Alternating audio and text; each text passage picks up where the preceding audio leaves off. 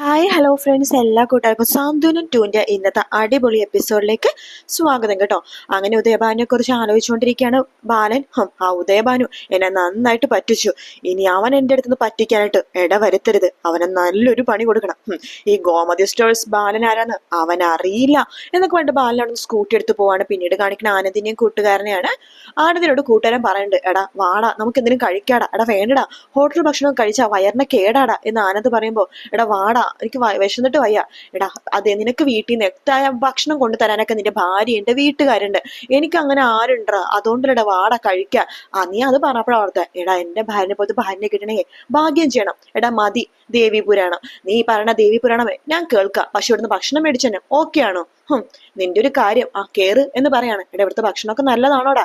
നല്ലതാടാ, ഞാൻ ഇതിന് മുമ്പ് ഇവിടുന്ന് കഴിച്ചിട്ടുണ്ട് എന്ന് കൂട്ടുകാരൻ പറയാണ്. അങ്ങനെ അവർ ടേബിളിൽ ഇരിക്കുകയാണ്. അപ്പൊ ഒരു ചേച്ചി വരുന്നുണ്ട്. എന്താ സർ വേണ്ടത്? 3 പൊറോട്ട, നിനക്കോ? എന്താന്ന് വെച്ചാൽ പറഞ്ഞോടാ, കുഴപ്പമില്ലെന്ന് പറയണം. അപ്പൊ ആനന്ദം ഇങ്ങനെ ഓർഡർ കൊടുക്കേണ്ടി. ശരി സർ ഇപ്പൊ കൊണ്ടുവരാം എന്നിട്ട് പറഞ്ഞിട്ട് അകത്തേക്ക് പോവാണ് ആ ചേച്ചി.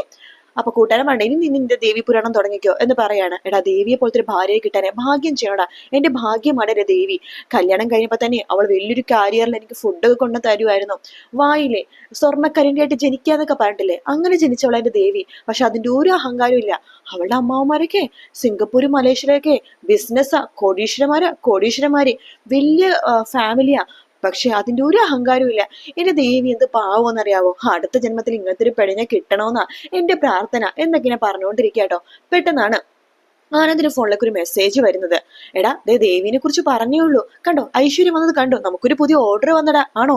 എവിടെയാടാ ഓർഡർ എന്ന് കൂട്ടുകാരൻ ചോദിക്കുമ്പോ നോക്കട്ടെ എന്ന് പറഞ്ഞിട്ട് ആനന്ദ് ജസ്റ്റ് ഒന്ന് തിരിഞ്ഞിരുന്നിട്ട് ഫോൺ ഇങ്ങനെ നോക്കിക്കൊണ്ടിരിക്കുന്ന സമയത്ത് ദേവി തൊട്ടടുത്തുള്ള ടേബിളിലുള്ള ആൾക്കാർക്ക് ഫുഡ് വിളമ്പി കൊടുക്കുക കേട്ടോ. അപ്പൊ വെള്ളം ഇങ്ങനെ ഗ്ലാസ്സിൽ എടുക്കുമ്പോഴേ പെട്ടെന്ന് കൂട്ടുകാരൻ ദേവിനെ കാണുന്നുണ്ട്. ആഹാ ഇത് ദേവിയല്ലേ. എടാ ആനന്ദേ എന്താടാ ഇത്, ആരാന്ന് നോക്കിയടാ എന്ന് പറയാണ്. ആനന്ദ് തിരിഞ്ഞു നോക്കുമ്പോ ദേവിനെ കാണാണ്.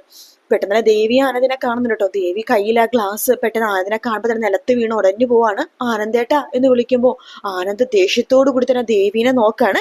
കൂട്ടുകാരൻ പറഞ്ഞ് കളിയാക്കുന്നുണ്ട്. ഇതാണോ നീ സ്വർണ്ണക്കരണ്ടിയായിട്ട് ജനിച്ചവൾ എന്ന് പറഞ്ഞത് എന്ന് വേണ്ടി കളിയാക്കി ചിരിക്കുകയാണ്. ആനന്ദാണെങ്കിൽ ദേഷ്യത്തോട് ദേവിനെ തന്നെ നോക്കാണ്. ആനന്ദേട്ടാ എന്ന് പറയുമ്പോഴേക്കും ആനന്ദ് ദേഷ്യത്തോടെ അവിടെ നിന്ന് ഇങ്ങനെ എഴുന്നേറ്റ് പോകുക കേട്ടോ. പുറത്തു പോയിട്ട് ബൈക്കിൽ അങ്ങനെ തന്നെ ഇരിക്കുക കേട്ടോ. ദേവിയാണെങ്കിൽ ആ സമയം ഇങ്ങനെ ആലോചിച്ചുകൊണ്ടിരിക്കുകയാണ്.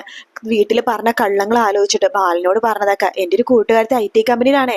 അവളെ ഞാൻ സ്കൂളിൽ ജോലിക്ക് പോകണമെന്നപ്പോ അവൾക്കൊരു വിഷമം. അപ്പൊ എന്റെ ബയോഡാറ്റ വാങ്ങിച്ചിട്ട് പോയി. ഇത്ര പെട്ടെന്ന് ജോലി റെഡിയാക്കുമെന്ന് ഞാൻ വിചാരിച്ചില്ല ബാലച്ച. അതുപോലെ തന്നെ ആനന്ദ് IT കമ്പനിയുടെ മുമ്പിൽ മണ്ടനെ പോലെ നിന്നതും ആനന്ദ് പോയി കഴിയുമ്പോഴേക്കും ദേവി അവിടെ നേരെ ഹോട്ടലിലേക്ക് വന്നതും പിന്നെ രാത്രിയൊക്കെ ആ വലിയ IT കമ്പനിയെ കുറിച്ച് വെറുതെ ഇല്ലാത്ത കാര്യങ്ങളൊക്കെ പറഞ്ഞതും ഒക്കെ ആലോചിച്ചിട്ട് ദേവി ആകെ വിഷമത്തില് പൊട്ടിക്കരയാട്ടോ. ആനന്ദാണെങ്കിൽ പുറത്ത് നിൽക്കുകയാണ്. ദേവി പുറത്തേക്ക് പോകുന്നുണ്ട്. എന്നിട്ട് അവിടെയൊക്കെ കണ്ടു. അവിടെ സൈഡിൽ തന്നെ ആനന്ദം ഇരിക്കുന്നുണ്ട് കേട്ടോ. ദേവി ആനന്ദിന്റെ അടുത്തേക്ക് ശേഷം ആനന്ദേട്ട എന്ന് വിളിക്കുന്നുണ്ട്. ആനന്ദ് ചോദിക്കുന്നുണ്ട്, ഇതാണോ ദേവി നിന്റെ വലിയ IT കമ്പനി എന്ന് കരഞ്ഞുകൊണ്ട് ചോദിക്കുകയാണ്. ആനന്ദേട്ട അത് ഞാൻ പറയട്ടെ? വേണ്ട, നീ ഒന്നും പറയണ്ട. നീ എന്നെ എത്രമാത്രം കള്ളം പറഞ്ഞ് പറ്റിച്ചൂടി. ദേവി എന്ന് ഞാൻ നിന്നെ വിളിക്കാറുണ്ടായുള്ളൂ. അത് ബഹുമാനം കൂടി കൊണ്ടായിരുന്നു. എന്റെ ഭാര്യനെ കുറിച്ച് പറയുമ്പോൾ എനിക്ക് 100 നാവായിരുന്നു.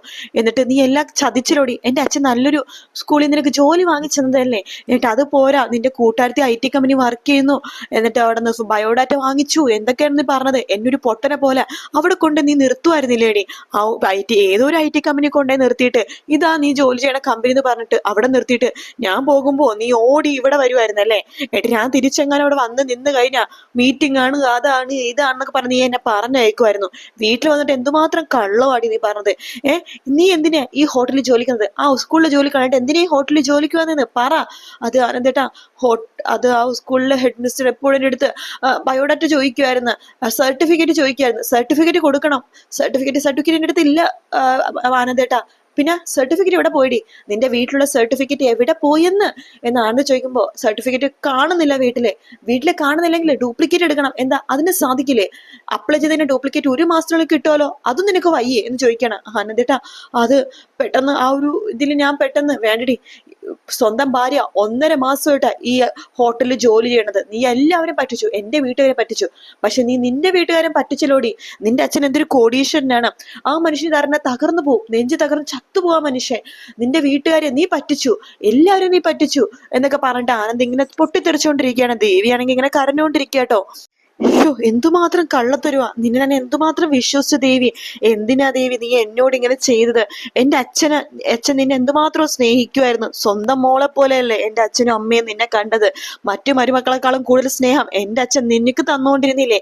നിനക്കറിയില്ലേ ഇത്ര കള്ളം പറഞ്ഞ് ജോലിക്ക് പോയുള്ള അവസ്ഥ, വീട്ടിൽ എത്രമാത്രം പ്രശ്നം ഉണ്ടായെന്ന്? എന്നിട്ടും അതൊക്കെ കണ്ടു വെച്ചോണ്ട് നീയും കള്ളം കാണിച്ചല്ലോ. കള്ളത്തരം മാത്രമാണ് ദേവി നീ എന്നോട് പറഞ്ഞുകൊണ്ടിരുന്നത്. എങ്ങനെ സാധിച്ചു ദേവി ഇത്രയും സ്നേഹിക്കുന്ന എന്റെ അടുത്ത് നീ കള്ളത്തരം പറയാനായിട്ട്? എങ്ങനെയാ ദേവി ഇങ്ങനെയൊക്കെ ചെയ്യണത്? നിന്റെ വീട്ടുകാർ കാരണം അവർക്ക് തകർന്നു പോകും. അവർക്ക് ഇതൊന്നും സഹിക്കാൻ സാധിക്കില്ല. നിന്റെ വീട്ടുകാരൊക്കെ കോടീശ്വരന്മാരല്ലേ? നിനക്ക് പരിചയമുള്ള ആൾക്കാരൊക്കെ, അദ്ദേഹത്തിന് പരിചയമുള്ള, നിന്റെ ഉദയഭാനു സാറിന് പരിചയമുള്ള ആൾക്കാരൊക്കെ ഇവിടെ വന്ന് കഴിഞ്ഞാൽ നിന്റെ അന്ന് ആലോചിച്ച് നോക്കൂ, ഉദയഭാനു സാറാകെ തകർന്നു പോകും എന്നൊക്കെ പറഞ്ഞിട്ട് നിന്റെ വീട്ടുകാർക്കെങ്കിലും നീ ഒരു ഇത് കാണിച്ചൂടെ ദേവി എന്നൊക്കെ പറഞ്ഞിട്ട് കരയാണ്. അപ്പൊ പെട്ടെന്ന് തന്നെ ദേവി കണ്ണു തുറച്ചിട്ട് പറയണ്ട ആനന്ദിനോട്, ആനന്ദേട്ടാ എന്റെ വീട്ടുകാർക്ക് സത്യങ്ങളൊക്കെ അറിയായിരുന്നു. പെട്ടെന്ന് ആനന്ദ് ഷോക്ക് ആവാണ്. നീ എന്താ പറഞ്ഞത്? അതേ ആനന്ദേട്ടാ, ഇനി എനിക്ക് കള്ളം പറയാൻ വയ്യ. കള്ളത്തിന് മുകളിൽ കള്ളമാനാൻ ആനന്ദേട്ടനോട് ഇത്ര നാള് പറഞ്ഞുകൊണ്ടിരുന്നത്. ഇനി എനിക്ക് കള്ളം പറയാനോ ചെയ്യാനോ സാധിക്കില്ല. ഒരു കള്ളം മറക്കാൻ വേണ്ടി പല കള്ളങ്ങളും പറയേണ്ടി വന്നു. ഇനി ഞാൻ ഒരു കള്ളവും പറയില്ല ആനന്ദേട്ടാ. അതുകൊണ്ട് ഞാൻ സത്യങ്ങളൊക്കെ പറയാൻ പോവാണ്. ആനന്ദേട്ടനും ബാലച്ചനും വീട്ടുകാരും വിചാരിക്കുന്ന പോലെ എന്റെ അച്ഛൻ ഒരു കോടീശ്വരനല്ല എന്ന് പറയാണ്. അത് കേൾക്കുന്നത് ആനന്ദ് ഷോക്ക് ആവാണ്. എന്താ ദേവി നീ പറഞ്ഞത്? അതെ, എന്റെ അച്ഛനും ഒരു സാധാരണ ഒരു ചേരിയിൽ ജനിച്ചു വളർന്നതാ ഞാൻ. എന്റെ അച്ഛനൊരു പാവപ്പെട്ട മനുഷ്യനാണ്. വലിയ വീടോ ബംഗ്ലാവോ ഒന്നും ഞങ്ങൾക്കില്ല. ഒരു ചെറിയ വാടക വീട്ടിലാണ് ഞങ്ങൾ താമസിക്കുന്നത്. അവിടുത്തെ വാടക കൊടുക്കാൻ പോലും ഞങ്ങളുടെ കയ്യിൽ പൈസ ഇല്ല. അച്ഛന്റെ ബിസിനസ്സോ കാര്യങ്ങളോ ഒന്നുമില്ല. ഞങ്ങളുടെ ആരും വിദേശത്തോ ഒന്നും തന്നെ ഇല്ല. ഞങ്ങൾ ഒന്നും ഇല്ലാത്തവരാണ്. 10 പൈസക്ക് ഗതിയില്ലാത്തവരാണ്. ഭക്ഷണം പോലും കഴിക്കാൻ വകയില്ലാത്തവരാണ് എന്നൊക്കെ പറയാട്ടോ. അപ്പൊ ഇതൊക്കെ കേൾക്കുമ്പോഴേക്കും ആനന്ദനെ വല്ലാത്തൊരു ഷോക്ക് ആവാണ്. ദേവി പറഞ്ഞതൊക്കെ സത്യമാണോ, താൻ സ്വപ്നമാണോ കാണുന്നത് എന്ന് മനസ്സിലാവാതെ ദേവിനെ തന്നെ നോയിക്കൊണ്ടിരിക്കുക ബാലൻ. ദേവി എന്ന് പറയുമ്പോഴേക്കും അതേ ആനന്ദേട്ടാ, ഇനി എനിക്ക് കള്ളം പറയാൻ വയ്യ. ഞാൻ പറഞ്ഞില്ലേ, ആനന്ദേട്ടന്റെ കാല് പിടിക്കാം, ആരുടെ കാല് പിടിച്ചിട്ടാണെങ്കിലും ഞാൻ മാപ്പ് പറയാം. ഞാൻ പറഞ്ഞതൊക്കെ സത്യമാണ്. എന്റെ വീട്ടിൽ ഒന്നുമില്ല. മക്കളെ കെട്ടിച്ചു വിടാൻ വകയില്ലാത്ത ഒരു അച്ഛൻ. പക്ഷെ മക്കളെ കെട്ടിച്ചു വിടണമെന്ന് ആഗ്രഹമുള്ളതോ വലിയ വീട്ടിലേക്ക്. അങ്ങനെയുള്ളൊരു സ്വാർത്ഥനായിരുന്നു എന്റെ അച്ഛൻ. ഞാൻ ഈ ആലോചന വന്നപ്പോ തന്നെ പറഞ്ഞാണ്, ഈ കള്ളങ്ങളെന്ന് പറഞ്ഞ എനിക്ക് ഇവിടെ പിടിച്ചു നിൽക്കാൻ വയ്യാന്ന്. ഓരോരോ കള്ളങ്ങള് മൂടി വെക്കാണ്ട് പല കള്ളങ്ങളും പറയും. അങ്ങനെയാണ് ആനന്ദേട്ട ഞാൻ ഇങ്ങനെ ആയിപ്പോയത്. സ്കൂളിലെ സർട്ടിഫിക്കറ്റ് ഒക്കെ കൊടുക്കാനുള്ള അവസ്ഥ എനിക്കില്ലായിരുന്നു ആ സമയത്ത്. അതുകൊണ്ട് ഞാൻ അങ്ങനെയാണ് ഈ ജോലിക്ക് വന്നത് എന്നൊക്കെ പറയാണ്. ഇതൊക്കെ കേട്ടിട്ട് ആനന്ദാകെ തകർന്ന് എന്ത് ചെയ്യണമെന്ന് അറിയാണ്ട് മനസ്സൊക്കെ തകർന്ന് ഒരു വണ്ടിയുടെ അവിടെ നിൽക്കുമായിരുന്നു. അവിടെ തകർന്ന് ഇങ്ങനെ ഇരുന്ന് പോവാട്ടോ. ആനന്ദേട്ടാ ഇത് വേണ്ട, ആനന്ദിനെ പിടിക്കാൻ വരുമ്പോഴേക്കും വേണ്ട എന്ന് ദേവിയുടെ മുഖത്ത് നോക്കി പറയുന്ന ആനന്ദിനെ കാണിച്ചിട്ടാട്ടോ ഇന്നത്തെ എപ്പിസോഡ് തീരുന്നത്. വീഡിയോ ഇഷ്ടപ്പെട്ടാൽ ലൈക്ക് ചെയ്യുക, സബ്സ്ക്രൈബ് ചെയ്യുക, കമന്റ് ചെയ്യുക. മറ്റൊരു വീഡിയോ ആയിട്ട് കാണാം friends. Take care, bye bye.